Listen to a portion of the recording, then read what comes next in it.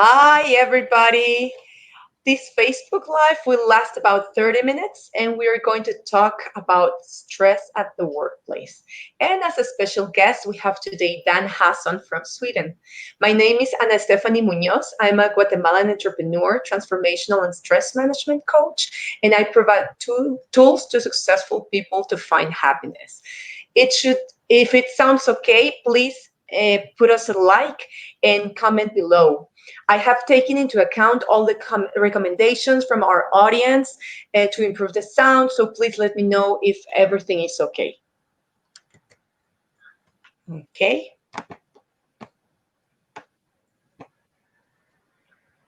Okay, let's see.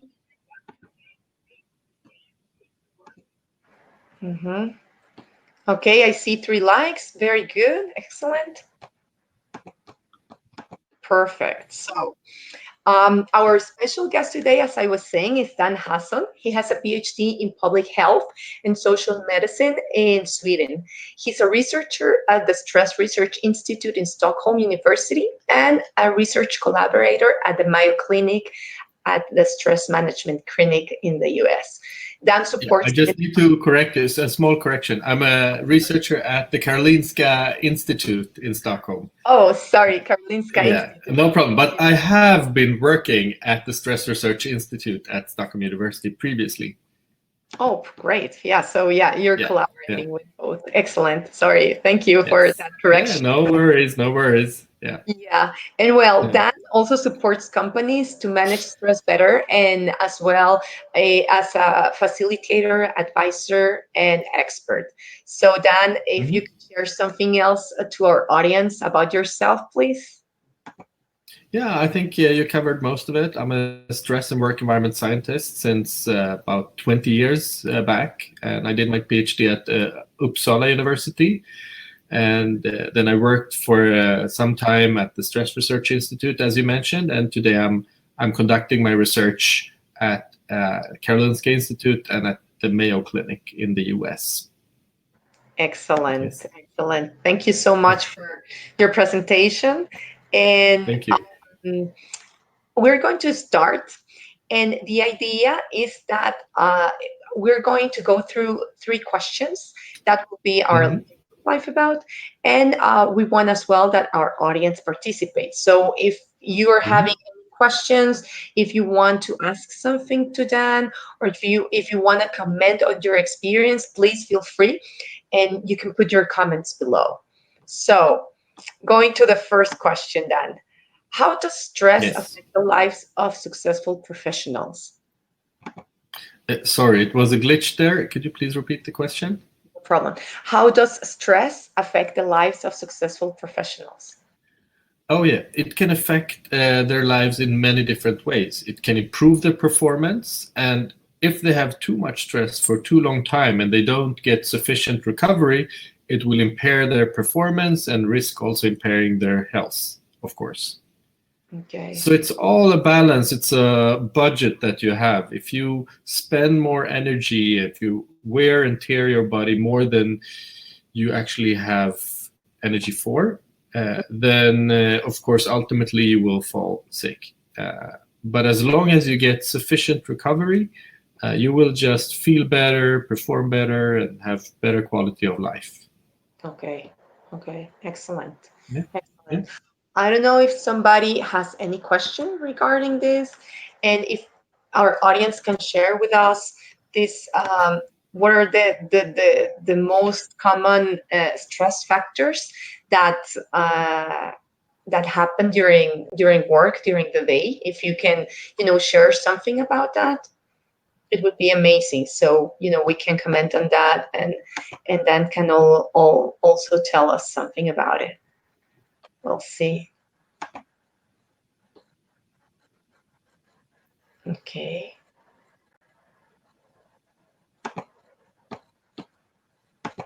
Okay, we will go to the next question. Maybe meanwhile, people become a little bit less shy and start commenting.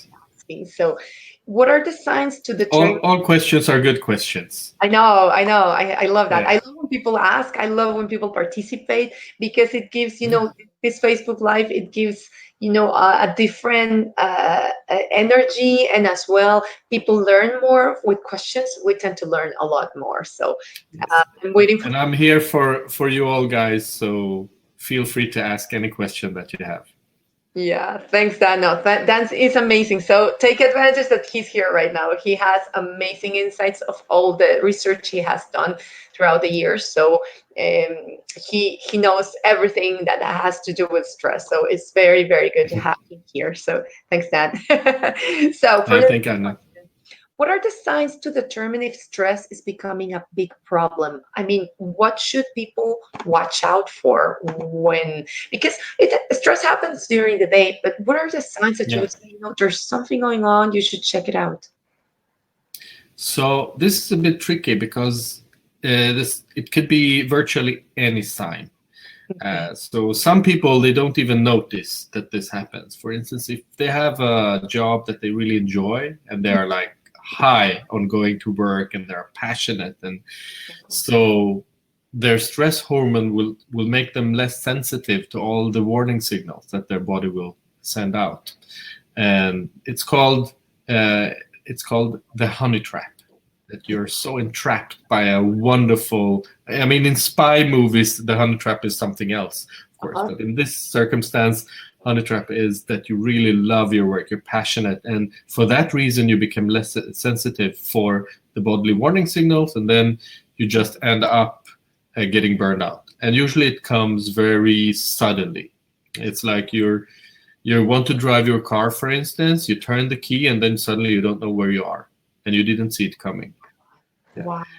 But that's one way. But then you can get any kind of symptom. You can get headaches. You can get stomach problems. You can get pains in your neck and or musculoskeletal pain. You can get depression. You can get any kind of symptoms. And but one usually more severe symptom is when you feel that you're never rested, and even though you've slept a full night, then you Mhm. still feel tired and fatigued. And if it occurs every now and then, it's not so it's not that bad. But if it happens all the time and you feel that I never get rested and recovered, then that's quite obvious warning signals. The Mhm. problem is, though, that when you're stressed, you're not built to focus on these warning signals. You're built to focus on the threat. If somebody hunts you, if a crazy dog is barking and running after you, you're not programmed to start thinking, I wonder how I feel right now if I'm tired. You're just programmed to run as fast as you can. So this is why you will most probably prioritize focusing on the threat rather than the solution, and you won't even focus on your symptoms. You might know that you have symptoms, and but it's like you're like a cocoon outside yourself, and you say, "This person feels bad. I just need to run after the train that I'm missing." Okay. Yeah. Okay. Okay. So. So, unfortunately, it's not simple to give you a straightforward answer. The Mhm. service that I provide, the HealthWatch Mhm. .se, then the idea is that you measure every day, if you want, like at least 3 to 5 times a week, and it takes only a few seconds. And in this way, you can become aware of how you feel every day. Mhm. How do I feel? How did I sleep? And this makes it easier for you to find out if in what direction you're actually going. So that's the whole idea. Excellent, excellent. I want to do a recap, and I've written it down on the comments so people know. I, Mhm. I was writing the signs to watch out is extreme fatigue. If you Mhm. don't remember the last thing you did, and physical. Extreme fatigue, but for a long time. I mean, if you have young children at home, extreme fatigue will be like a normal part of life. And if it just occurs every now and then or for a couple of years, it might not be that bad. Okay. But yeah, so because this is the tricky part, people confuse that you're tired with burnout, or if you have difficulties in concentrating, that you start exaggerating these symptoms and worrying, and this is part of a problem. So you're wearing yourself down. It's like self-torture. Self-torture. And this is the part where you need to be very cautious, because Hmm. this is the part when we help people to get out of their burnout. Hmm. We need to help them not to like push the fire alarm for every single thing that goes wrong. If they can't concentrate for a second, they can't start the fire alarm for that. It Okay. should just be, oh, I guess I'm a bit tired. I'll just rest. I'll try again soon. Exactly. But it needs to be for a long period of time, that, that extreme fatigue, right? Okay. Yeah, I would say in general. Of course, people who were traumatized in their childhood, they can get a rewired stress system. Mhm. And so they could look very healthy on the surface, and they do a lot of physical exercise. They're strong, and everything is good. But their brain had been rewired early in their life. So when they're exposed to something, it could be even a minor thing at work, a stressful task or so, they could just collapse. And nobody saw it coming. Uh-huh. So everything that I say is like I give you some general information and general things to go on, but there are so many variations. So for some people, it won't take years, it won't take months, it won't take. Some people, it will just happen like this.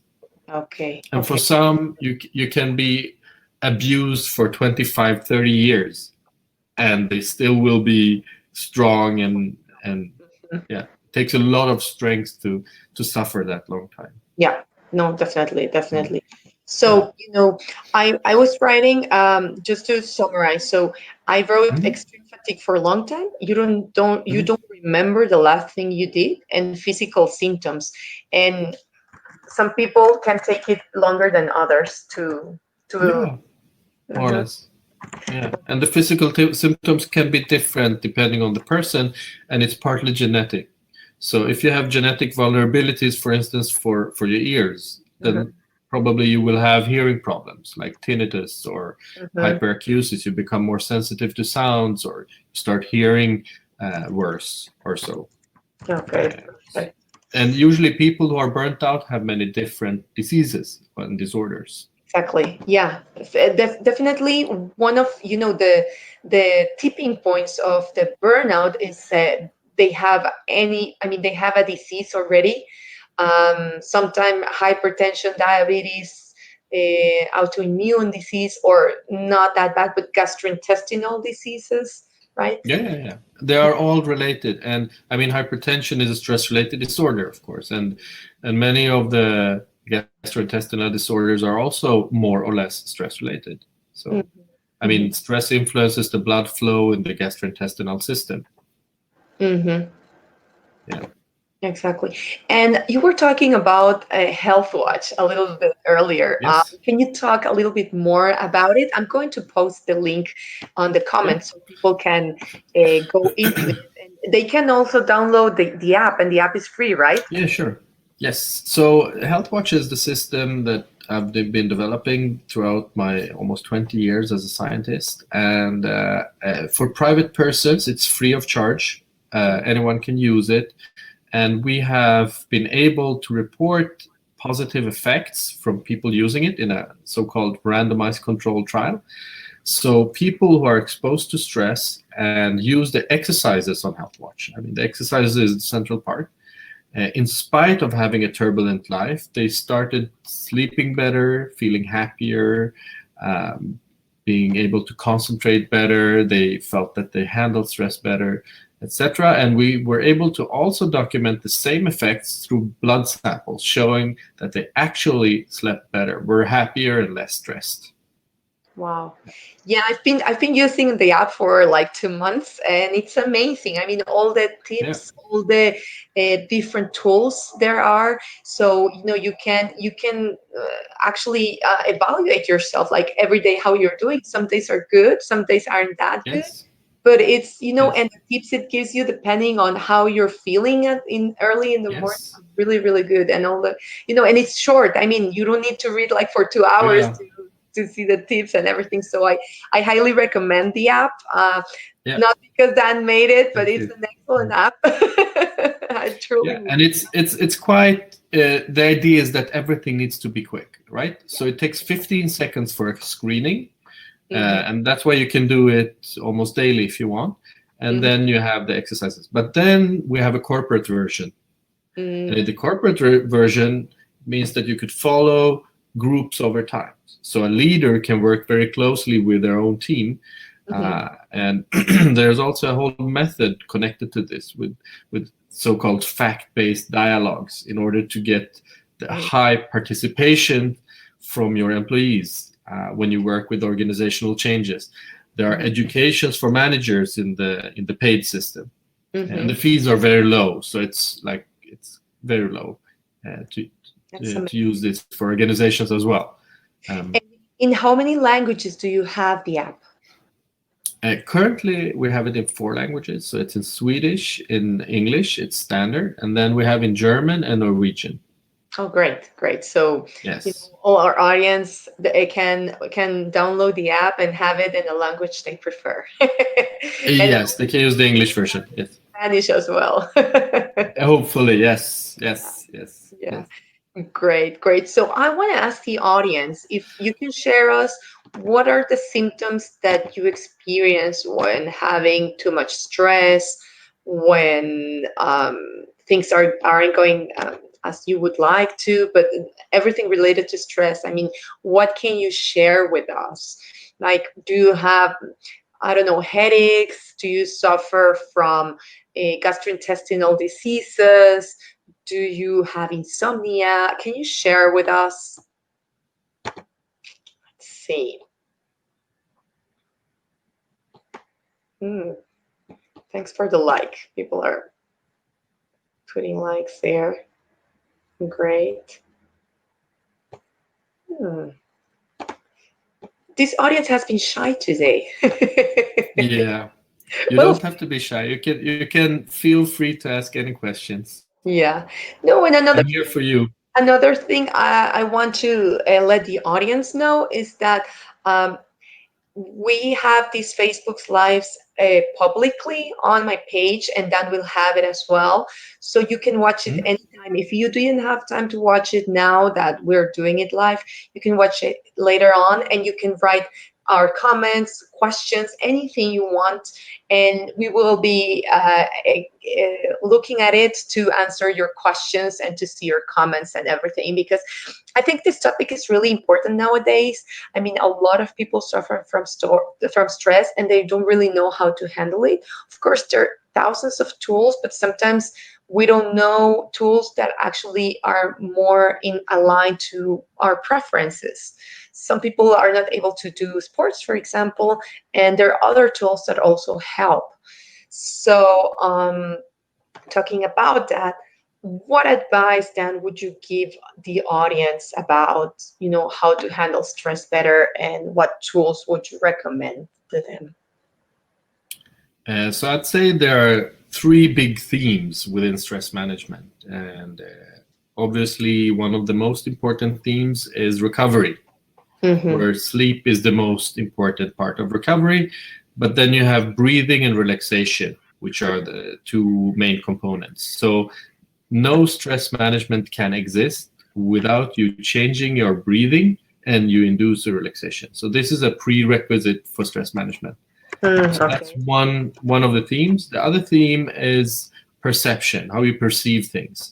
You can always change the way you perceive things. And this is one of our most powerful tools when we help people managing stress. Mm-hmm. So they get new perceptions of the same situation, which can help them move forward. So perceptions, and there are many different pedagogies and therapeutic models that can help you change your perception to a more healthy one. Mm-hmm. Since one of the problems with stress-related disorders is that you create your own jail. You Exactly. put bar after bar, and then you're just stuck in your own jail. So by widening your possibilities and your perceptions, it's easier to see that this is most often just an imaginary jail. Of course, some people have real jails, of course, and then you need to be able to relate to that in a way that you can still feel as good as possible. even though you're stuck in a real life jail, so to speak. This is metaphorically speaking, of course. And then the third theme is goal setting, which is vital for efficient stress management. Most people focus on what they don't want instead of focusing on what they actually want to achieve.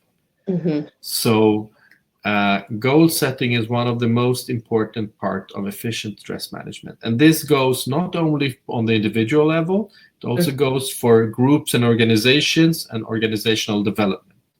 There is a substantial amount of evidence and research about the benefits of setting high goals and, of course, testing the goals and having ethical criteria when you set the goals and so on and so forth.